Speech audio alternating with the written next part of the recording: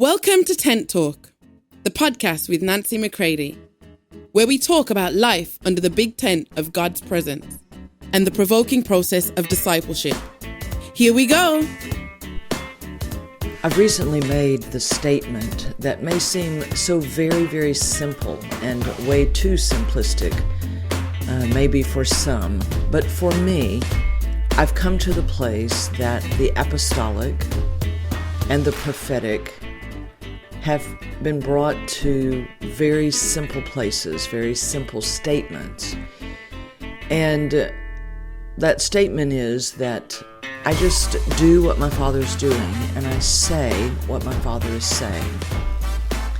And this is what Jesus would say, and did say in the Scriptures. And he was the apostle, the prophet. He said, I just say what I hear my Father saying, and I do what my Father is doing.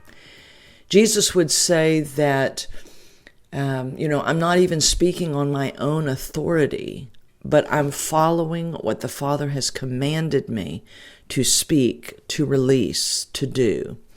So the apostolic, in simple terms again, in the building, establishing, strengthening, confirming, equipping, sending, releasing, right? This is just the simplicity of it is, well, that's what my Father's doing. So I'm going to do what my Father's doing. If everything does not have its core and its source coming back to that, then what are the sons doing? Oftentimes they're doing what their gifting dictates to them, what their gifting is motivated to do. Because people need to have this or that. We need to be doing these things. When sons are maturing and they're hearing, if you will, the sound of their father, then that's the sound that they are releasing in its simplest form, is I just do what he's doing. And I'm going to say what he's saying. And I'm not demeaning nor attempting to be too clever in these things. I'm just saying what I've recently heard my Father saying. And it just brought everything to that place of the core foundation of Christ in us. And we are in Him, and they have their plan. And nothing can distract them or disrupt their plan. It will go forward. It might be disrupted in certain people's lives if they allow that, or if they are unaware, undeveloped. There are many unresolved things. But the Father will go forward. The work cannot stop because I have a controversy with God. Now, it might stop within me, and the Father is going to have to tend to things within me. And then He brings me, if you will, back into the ongoing work. But the world does not stop because trauma continues to try to disrupt me. Where controversy or offense constantly tries to derail me. At any moment, if I take the full provision of the Father, He can absolutely bring me back on the path of what He is doing and what He is saying. The Scripture tells us in Jeremiah 15, that we can, once our unwarranted suspicions about His faithfulness are dealt with, that we can be turned personally back to a place of settledness and quiet and peace and safety, and we can then be His mouthpiece, right? Because will there be a sound of sons that's coming forward where we say what He's saying to us,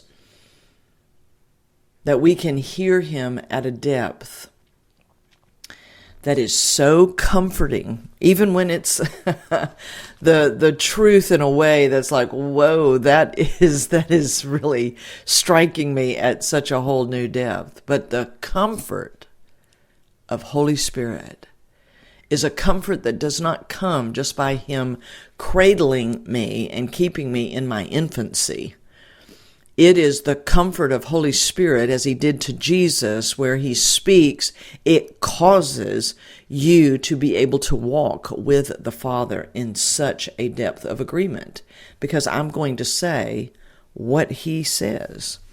You know, we've been here now at Symphony College, and I just want to break in here and say I'm so glad that I was able to share the folks from Symphony College with you in our most recent episodes, and I pray that they were very encouraging, enlightening, and empowering to you as you are on your journey with the Father.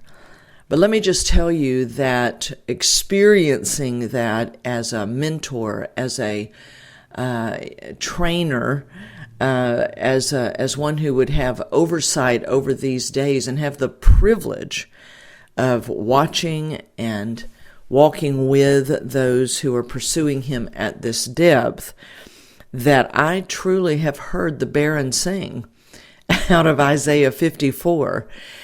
Because when the barren woman sings, it's because there's been such a realization. See, there's a sound that goes forth when being barren no longer tortures you, terrifies you, terrorizes you, shames you, and you realize, excuse me, I was never supposed to be the source of all of this. So the fact that I finally come to the barrenness of my own natural things, that is when a sound is going to come forth, because finally I realize I am about to be literally filled to overflowing by his life, as it was always meant to be. And when the barren woman sings, when the barren church sings, when the sons let out a sound, and it comes from that place of realizing that all the sounds I was trying to make on my own, or thought I was supposed to make on my own, were absolute, ridiculousness. I'm going to say what my Father is saying. Therefore, I will incline my ear to him, and I will no longer try to come up with my own clever quotes and sayings and slogans. I hear him. It transforms me within, brings it forward, and I say with such delight and such agreement, and let his sound have its effect. He sends the word out, and it won't return void to him. It will fulfill his purposes. And we want the sound that we are making out of our oneness with him to do the same. I mean, it's so wild, isn't it? I mean, in Symphony College, if you've listened and heard us talk about where did I come up with this name, right? It's the Symphony of Sons, is how the Father showed me that a great symphonic sound was going to go forward, and it was going to be a sound such as the heathen world had never heard. And all these things that he's told me over the years, and that would require us to be in our private practice room with him first, where we are tuned to him, and he deals with us personally.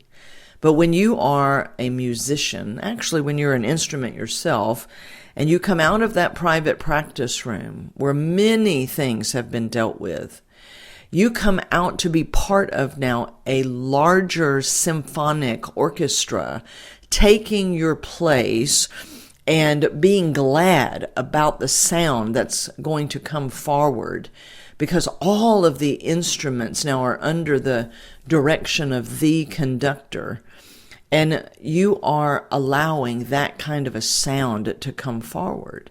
But it does begin in the private practice room with him. And that's what I've been hearing here at Symphony College, because they've definitely been in their private practice room. But then to hear them come together. So understand that I've just come off of 3 days where I sat and made very little sound on my own and have heard the sound coming from 8 people as they experienced cross encounter together. They were the only ones teaching. And I think I could go out on a limb and say, having heard them say it, it was a cross encounter like no other. And when you're taking something to its new levels in people and simply following what the Father's told you to do and watching it flourish because it is being done by Him, and seeing and hearing and experiencing that, it's like, yes, Father, more. Yes, more of that, Father. More of what you're doing, Father, your way. You see, I'm not going to turn around and try to repeat and capture what just happened over these last 3 days as a result of these last many weeks together in Symphony College. Because that's ridiculous, my friends. Enjoy it deeply.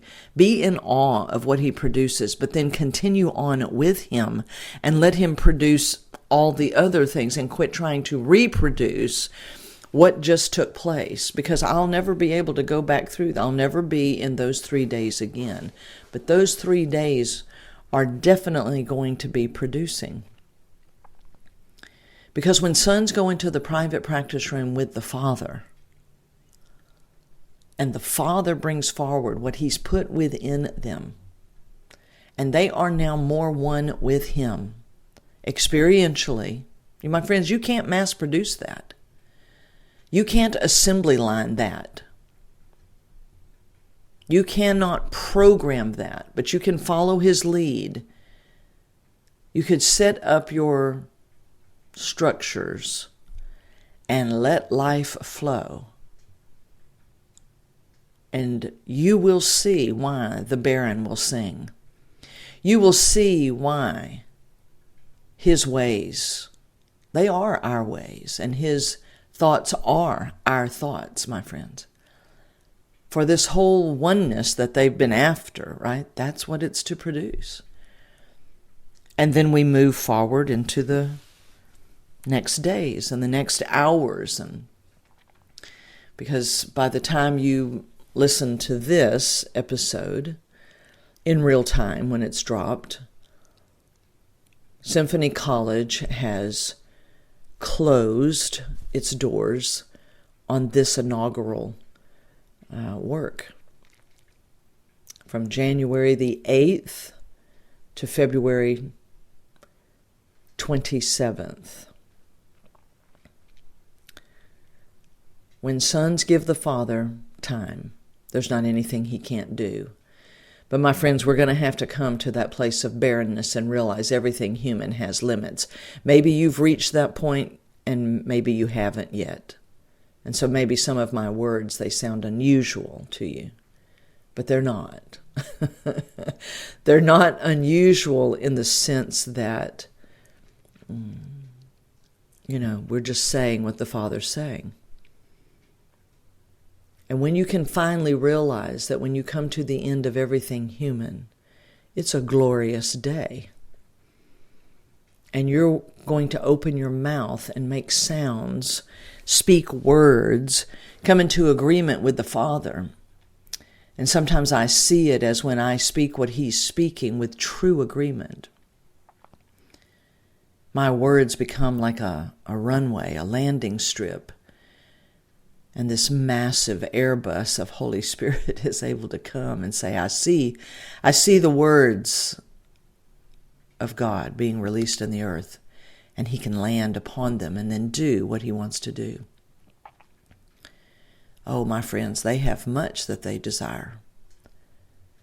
So it's not that I'm some parrot and I just say these scriptures and rotely repeat. The living words of the Father, Son, and Holy Spirit. And I pray that in these days and weeks and months and years to come, that this will be proven to be a very strong hour of history that we're in. And that the Father finally can have some sons. And I'm certain it's in many other places in the world, because He is working. is that we're going to see what the Father's always wanted. And He's going to have sons that don't have to be bribed or pampered or spoiled. And He doesn't have sons that are pretenders, wishing it was true, but not really experiencing Him. Because we're about to discover, as we continue on, much of what else He has planned and set in motion. And I'm believing for many, many captives in many locations are about to be set free. The voodoo is about to break over the church, that which is spoken in Galatians 3, because those voodoo sounds are about to come to an end. We're no longer going to be talking about being good and trying harder. Those are voodoo sounds. Those are not the sounds of the sons. But maybe we'll talk about that in the next episode. I pray that the sound of sons that's going forward in all of the different ways and means will reach your ears and will be such a food for you, because Jesus said, I have food that you know nothing about. And I believe that when the sound goes forward, I believe there's food inside that sound, the sound of sons who are saying what the Father is saying. And let the nations roar. Let them awaken unto the Father. And then let's just do what He's doing, and let's just say what He's saying. And yes, great apostolic and prophetic works will go forward. But it won't be maybe in the framework that we've known previously. Just be under the radar, accomplishing what the Father's after. Lean in and listen to Him, my friends. I love you all. For more information on Nancy, please visit nancymccready.com or follow her on social media at NB McCready.